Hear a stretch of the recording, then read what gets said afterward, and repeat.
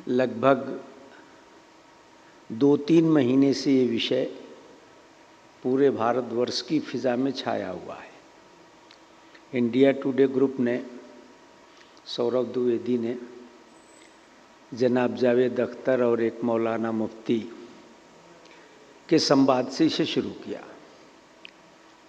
मैं ये सोचता हूँ कि बार बार और ख़ास करके भारत में इस विषय पर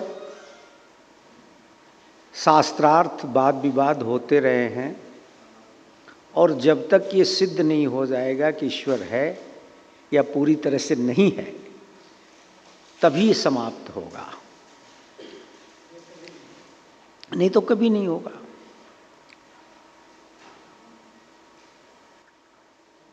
अदम गोंडवी एक शायर है, रामनाथ सिंह अदम गोंडवी। उन्होंने लिखा कि वेद में जिनका हवाला हाशिए पर भी नहीं, वेद में जिनका हवाला हाशिए पर भी नहीं, वे अभागे आस्था विश्वास लेकर क्या करें। लोक रंजन हो जहाँ संबूक वध की आड़ में, उस व्यवस्था का घृत इतिहास लेकर क्या करें। मित्रों, सवाल ये नहीं है कि ईश्वर है या नहीं है, सवाल है कि अगर ईश्वर नहीं भी होगा तो इस दुनिया का क्या बन बिगड़ जाएगा। मान लीजिए कि ईश्वर नहीं है तो कोई नुकसान हो जाएगा ऑल ओवर वर्ल्ड, और मान लीजिए कि ईश्वर है तो एकदम नए वर्ष में 1 सप्ताह भी नहीं बीता, ट्रंप ने दक्षिण अमेरिका के एक देश को इतना बड़ा हमला करके और उसके राष्ट्रपति को ही कैद करके अपने यहाँ बुला लिया। ये जो रक्तपात है रुक जाएगा ईश्वर के होने से। फ्रेडरिक नीत्शे को दूसरे विश्व युद्ध के बाद आखिर क्यों कहना पड़ा, इतना बड़ा नरसंहार हुआ जोशी जी। तब नीत्शे ने कहा कि गॉड इज डेड, ईश्वर तो मर गया। अगर होता, और ये भी कहा गया कि तीसरा विश्व युद्ध तो फिर पत्थरों से लड़ा जाएगा, कुछ बचेगा नहीं मानवता के पास। तो मित्रों, जहां तक ईश्वर के होने या न होने का सवाल है, लगभग वैदिक काल में 2-2.5 हजार वर्षों तक अथातो ब्रह्म जिज्ञासा कि ब्रह्म क्या है, इस पर चर्चा हुई। और तुलसी बाबा ने नाना पुराण निगवागम को जो बहुत सरल बना के कह दिया, तो कहा कि नेति नेति कही वेद पुकारा। तो सारे ऋषियों ने, एक ऋषि ने तर्क दिया कि है, तो दूसरे ऋषि ने तर्क दिया कि नहीं है, और अनंत काल तक चलती हुई बहस के बाद हुआ कि यह नहीं है, यह नहीं है, यह नहीं है, तो फिर जो है वो नहीं है। और स्थिति ये बनी कि अंत में ऋषि को ये घोषणा करनी पड़ी उपनिषद काल तक आते आते, जिसे हम वेदांत कहते हैं, कि अहम ब्रह्मास्मि, मैं ही ब्रह्म हूं। तो चूंकि उसके समीपस्थ, जिसको उपस्थ कहते हैं, जो शिष्य थे वो कम तेजस्वी नहीं थे, तो उन्होंने कहा गुरुजी अगर आप ही ब्रह्म हैं तो हम लोग क्या घास फूस हैं, हम क्या हैं। तो कहा तत्त्वमसि, तुम भी ब्रह्म हो। तो मैं भी ब्रह्म, तुम भी ब्रह्म का जो सिद्धांत आया, इसी ने जीवात्मा और परमात्मा को, बहुत अच्छा फिजिक्स का लेक्चर चल रहा था। चूंकि समय की एक मर्यादा होती है और आपातकाले मर्यादा नास्ति। जब इतनी ठंडी, आज तो मेरे पास वाहन भी नहीं है, चंद्र जी के पास वाहन भी नहीं है, हम लोग स्कूटी से आए, इतनी ठंडी हवा लग रही थी, तो 7 बजे के करीब करीब सबको जाना है, इसलिए उसमें हम लोगों को थोड़ा रुकना पड़ा। तो ये जो जितने, जब आप ईश्वर को मान लेंगे और सिर्फ उसी पर रुक जाएंगे तो सारे वैज्ञानिक आविष्कार रुक जाएंगे। डॉक्टर भले कहेगा कि ईश्वर बचाएगा, लेकिन वो जानता है कि उसको मेडिसिन साइड से चलना है, सर्जरी में जाना है, क्या करना है, फिजियोथेरेपी की तरफ जाना है, कुछ तो आपको बताएगा। तो मैं ये कह रहा हूँ कि जो विवाद चलता रहा, उसके प्रयोग करने वाले भी भारत में बहुत हुए कि भाई देख ही लिया जाए कि सच क्या है क्या नहीं है। तो ये जो दोनों तरफ बुद्ध का चित्र देख रहे हैं आप, इस राजकुमार के मन में आया कि ईश्वर को खोज ही लेते हैं, अगर बुढ़ापा, मृत्यु, बीमारी, सब कुछ का इलाज उसी के पास है, हर मर्ज की दवा है सल्ले अला मोहम्मद, तो फिर उसी से मिलते हैं। उस समय तक तपस्या के जितने विधि विधान थे, सारे विधि विधानों से गुजरते हुए गौतम बुद्ध जब इस बात पर आए कि एक दिन का भोजन सिर्फ 3 चावल होना चाहिए, और उस 3 चावल को घटाते घटाते अंततः 1 चावल होना चाहिए, और फिर हवा का पान करना है, तो 3 चावल के भोजन के दिन ही वो निरंजना नदी में गिर गए और लगा कि उनका प्राणांत हो जाएगा। जब किसी तरह से उठ के आए उस बोध वृक्ष जिसको हम कहते हैं पीपल के नीचे, तो उनके मन में एक ही बात आई कि मनुष्य के जितने दुख हैं उन दुखों का निवारण सिर्फ मनुष्य ही कर सकता है। इसलिए जो मध्यम मार्ग का सिद्धांत आया, उस सिद्धांत में भी कि हर चीज है उसका कारण है, दुख है, दुख का कारण है, और फिर कारण पता चल जाए तो उसका निवारण है। मित्रों, कदम कदम पर मंदिर, कदम कदम पर मस्जिद, कण कण में भगवान, और कदम कदम पर बलात्कार, छिनैती, डकैती, मार, अत्याचार, क्या नहीं है। हर गली में एक मंदिर है, हर गली में एक मस्जिद है, और हर जगह कहीं पर जो है इमाम है, कहीं पर पुजारी है। मंदिर में सुना मैंने भगवान नहीं होता, मस्जिद ने बताया, मंदिर में सुना मैंने अल्लाह नहीं होता, मस्जिद ने बताया है भगवान नहीं होता। तो जितने धर्मों में, इसीलिए तो एक बात उस दिन सुनी मैंने कि भाई नास्तिक सिर्फ 200-300 धर्म हैं इस देश में, तो हर आदमी 299 धर्म को नहीं मानता, वो अपने एक धर्म को मानता है, चाहे वो हिंदू धर्म हो, चाहे वो मुस्लिम हो, ईसाई हो, क्रिस्तानी हो, कुछ भी हो। तो नास्तिकता की परंपरा इस देश में भी बहुत उज्जवल, बहुत बड़ी। हमारे जो शास्त्र हैं, उन शास्त्रों में भी आप देखिए कि 2 तो पूरी तरह से निरीश्वरवादी हैं। चारवाक का दर्शन, इस देश में एक बड़ी विडंबना है कि जो व्यक्ति सच बोलता है उसके जीवन में उसे पागल कहा जाता है, उस पर ईंट पत्थर फेंके जाते हैं, गोबर फेंका जाता है, उसका निरादर किया जाता है, और नहीं तो अंततः उसकी हत्या कर दी जाती है। लेकिन जब वो मर जाता है तो हम उसको भगवान बना देते हैं, उसका मंदिर बना देते हैं, उसकी पूजा करने लगते हैं। बुद्ध ने कहा जो कुछ, तो बुद्ध के अनुयायियों ने मंदिर इतने बनवाए, मूर्तियां इतनी बनवाई बुद्ध की कि बुद्ध खो गए। और यह देश तो भगवानों की, क्या बोलते हैं उसको, नर्सरी, उसको हिंदी में बगिया कहेंगे, है। इतने भगवान, इतने भगवान, इतने भगवान, इतने भगवान, और हर भगवान ने कुछ न कुछ कहा। अगर हम आदिकवि वाल्मीकि को माने तो राम कहते हैं कि धर्म आदमी के भीतर है। कृष्ण कहते हैं धर्म की एक अलग परिभाषा देते हैं, बुद्ध अलग देते हैं। जो भी जागृत मनुष्य हैं, विवेकानंद ने तो कहा कि आप पूजा करके ईश्वर के उतने करीब नहीं जा सकते जितने करीब आप फुटबॉल खेल कर जा सकते। फुटबॉल खेल करके आप जाएंगे तो ईश्वर के नज़दीक जल्दी पहुंच जाएंगे। इसलिए कि आपका शरीर स्वस्थ होना चाहिए, आपका तन और मन दोनों स्वस्थ होना चाहिए। बहुत लोगों ने, लेकिन हमने सारे भगवानों को मार डाला, मृत कर दिया, उनकी मूर्तियां बना ली, उनके मंदिर बना लिए। मैं तो बहुत डर रहा था कि डॉक्टर रामसिया शर्मा क्या बोलेंगे, लेकिन हमको लगता है कि अंततः आदमी को एक उम्र में एक समझ ऐसी विकसित हो जाती है जो उसके शास्त्रों के बल पर नहीं, किताबों के बल पर नहीं, अनुभवों के बल पर होती है।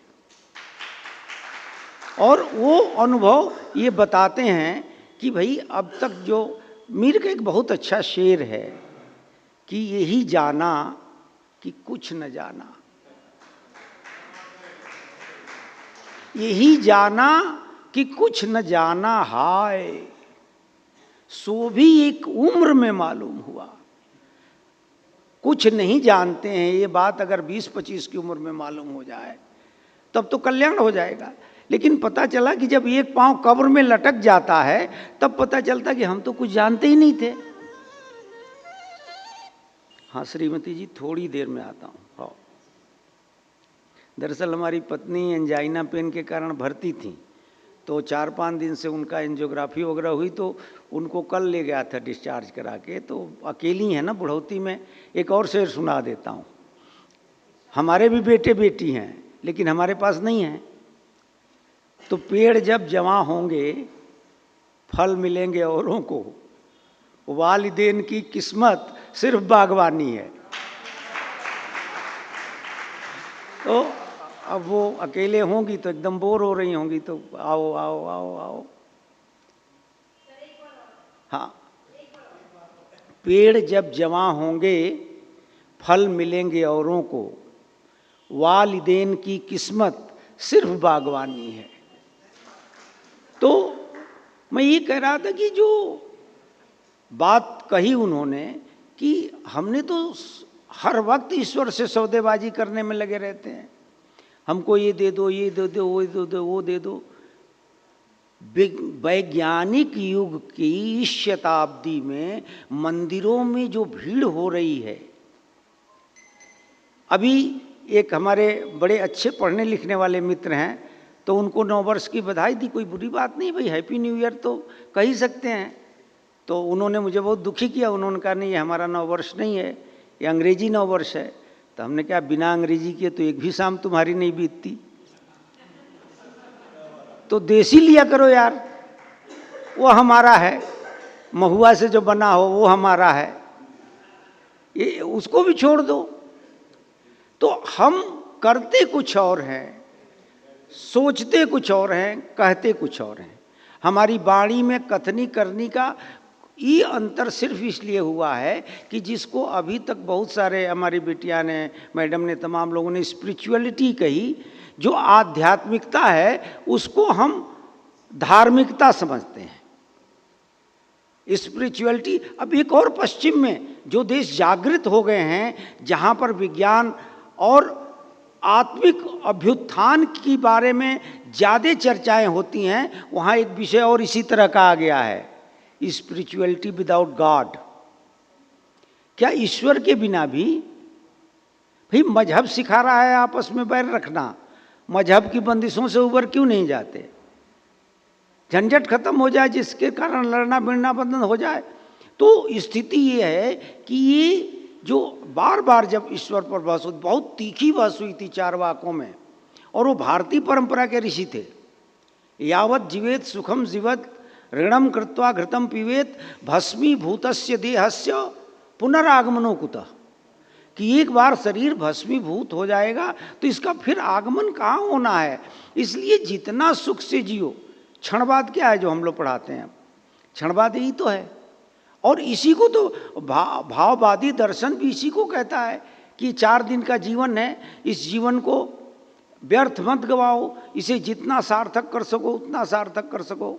तो मित्रों, एक भी घटना संसार की नहीं बताती है कि जो धर्म का सबसे बड़ा पंडित है, पुजारी है, जैसे पोप।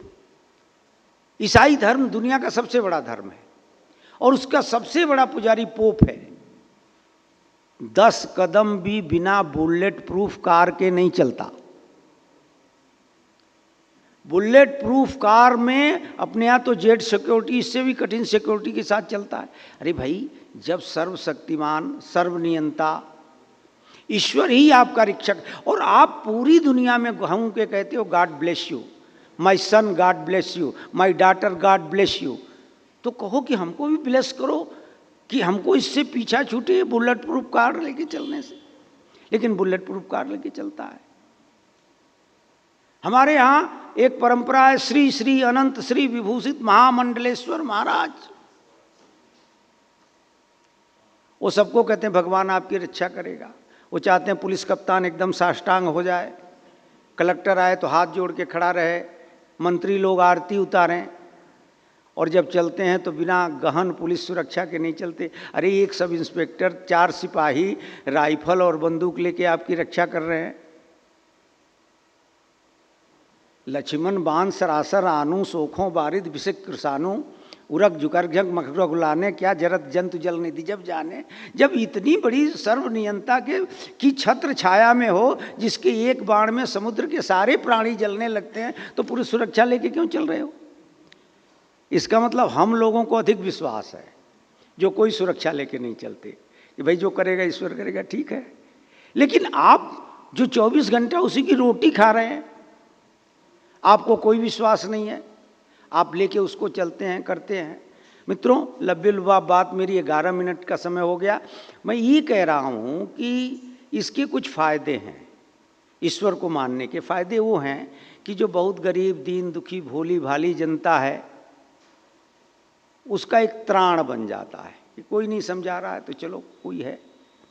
और ईश्वर भी इसलिए प्रिय है कि वो बोलता नहीं।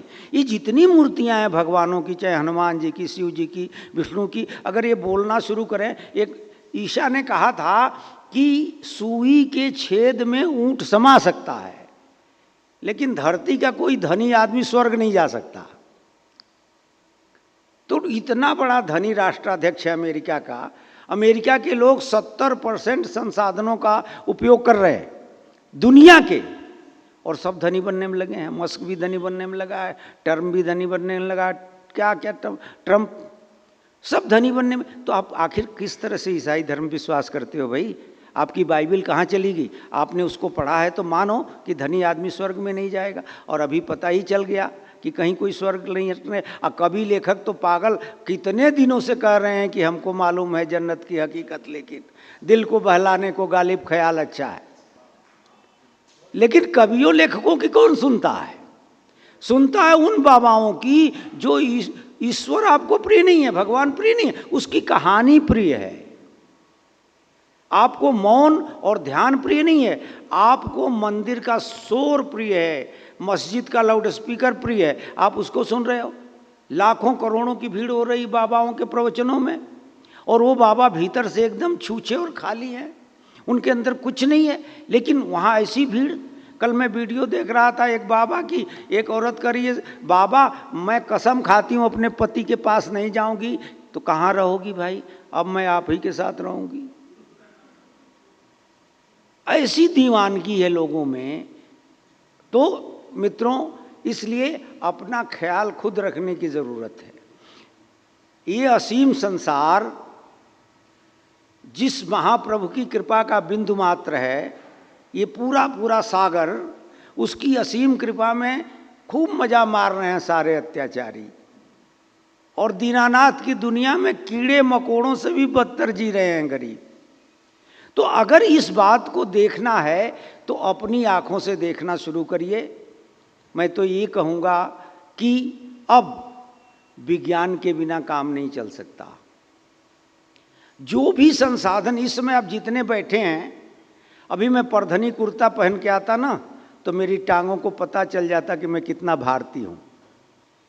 वो ठंड में नहीं रोक पाता। तो जो वस्त्र हैं, जो मोबाइल है, जो विज्ञान है, जो तकनीकी है, जो मेडिकल साइंस है, जो इंजीनियरिंग साइंस है, सारी चीज़ों का उपयोग करने के बावजूद भी सब चीज़ को प्रभु इच्छा पर नहीं छोड़ा जा सकता। बहुत बहुत धन्यवाद।